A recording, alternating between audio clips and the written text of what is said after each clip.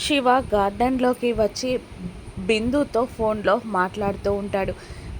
శివ ఏడుస్తూ బిందుతో ఇలా చెప్తూ ఉంటాడు. ఇన్నాళ్ళు మన ప్రేమ అంతస్తుని మా భూమి అక్క కాపాడుతుందని అనుకున్నాను, కానీ అని అంటూ శివ చెప్పేది వింటున్న భూమి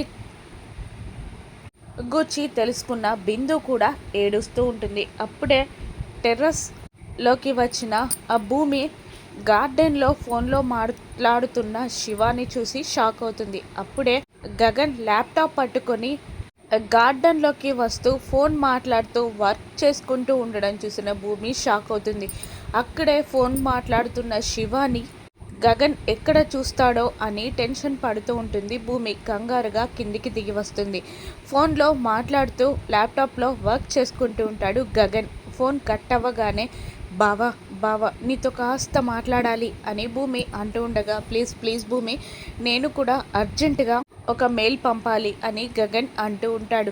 గగన్ ఫోన్ కట్ చేసి వర్క్ చేసుకుంటూ ఉంటాడు. అక్కడే బిందుతో మాట్లాడుతూ ఉంటాడు శివ. శివ చెప్పిన మాటలకి బిందు ఏడుస్తూ ఉంటుంది. శివ మాటలు గగన్ ఎక్కడ వినేస్తాడో అని భూమి టెన్షన్ పడుతూ ఉంటుంది. ఏం జరుగుతుంది? శివ మాటలు గగన్ వినేస్తాడా? శివ బిందు ప్రేమించుకుంటున్నారని గగన్కి తెలియనుందా? రాను ఎపిసోడ్స్లో చూద్దాం. Thank you for watching.